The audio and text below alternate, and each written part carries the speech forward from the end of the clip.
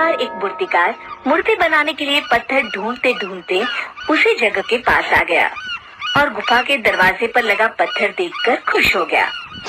अरे वाह, ये पत्थर तो बहुत बड़ा और अच्छा है। इससे जो मूर्तियां बनेंगी वो तो लाजवाब होगी। वो पूरी ताकत लगाकर उस पत्थर को हटाने लगा।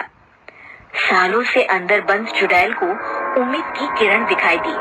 उसने मूर्तिकार से कहा, सुनो, अगर तुम मेरी बात मानो तो मैं पत्थर हटाने में तुम्हारी मदद कर सकती हूँ। पहले तो मूर्तिकार डर गया, फिर हिम्मत करके बोला, कौन हो तुम?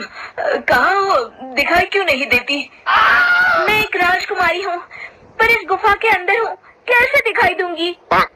ओह, तुम वहाँ कैसे पहुँची? पहले मुझे बाहर निकालो।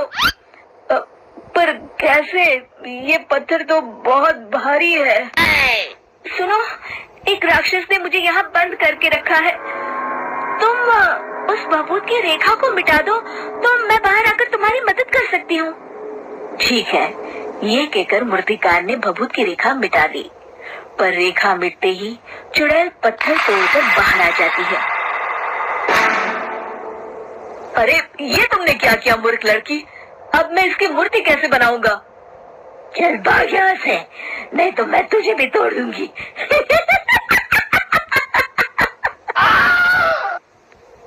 मूर्तिकार वहां से भाग गया।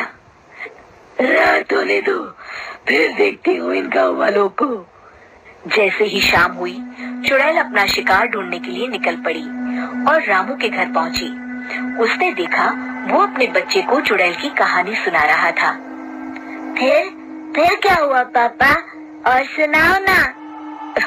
बाकी कल सुनाऊंगा, अब सो जा, नहीं तो तुझे भी चुड़ैल के पास भेज दूंगा। हाँ। चादर उड़ाते हुए रामू बोला। रामू के जाते ही चुड़ैल गुड्डू का रूप बनाकर अंदर आई और बोली, पापा मुझे नींद नहीं आ रही, थोड़ी देर बाहर चलिए ना घूमने के लिए। अब रात बहुत हो गई है, बाहर नहीं।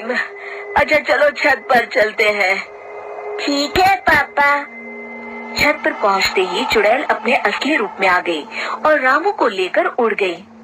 बचाओ, कोई बचाओ मुझे। लोगों को रामू की आवाज सुनाई दी। जब तक सब बाहर आए, चुड़ैल रामू को लेकर जा चुकी थी। अरे रामू, भैया की आवाज तो सुनाई दी पर दिख नहीं रहे। हाँ, आवाज तो मैंने भी सुनी। हे भगवान, अब मैं क्या करूं? गुड्डू के पापा कहाँ होंगे? किस हाल में होंगे? अब चिंता मत करो भाभी, हम पता लगा कर रहेंगे। इस तरह एक दिन शेखर तालाब पर नहाने गया तो उसने देखा रामू वहाँ बैठा हुआ है। वो खुश होते हुए बोला, अरे रामू, कहाँ चले गए थे? सब गांव वाले कितने परेशान हैं तुम्हारे लिए। मैं तो सोने की नगरी गया था, वहाँ सब कुछ सोने का है, ईंट पत्थर पेड़ सब सोने का।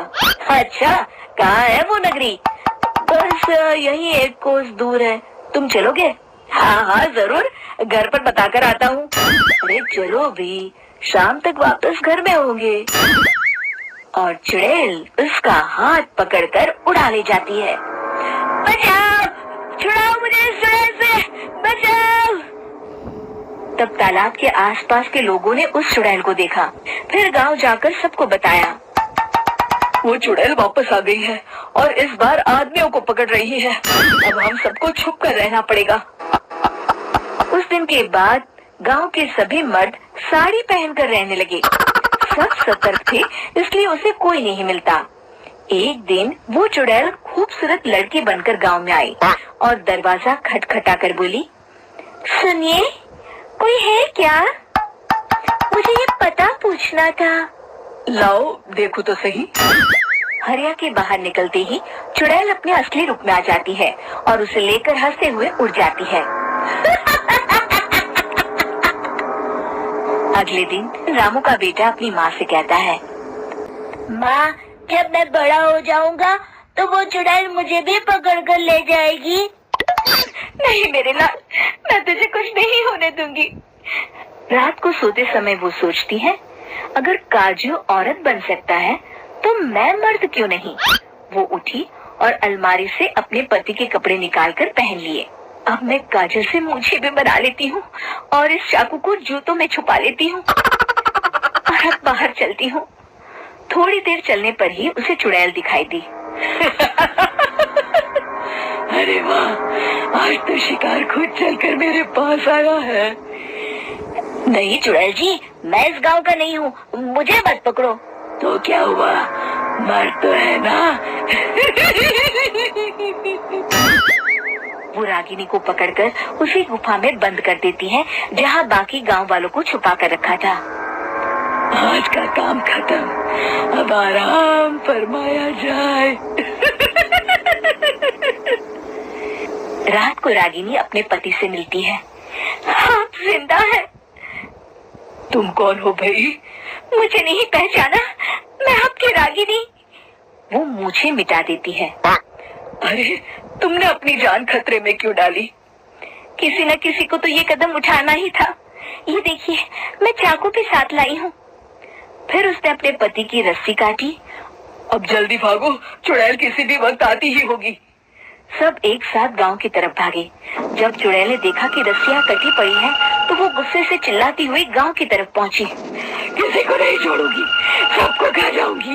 इतनी हिम्मत, अब भुगतना पड़ेगा। रास्ते में उन्हें एक मंदिर दिखाई दिया। वो सब उसी में घुस गए। उनके पीछे चुड़ैल भी मंदिर में घुसी।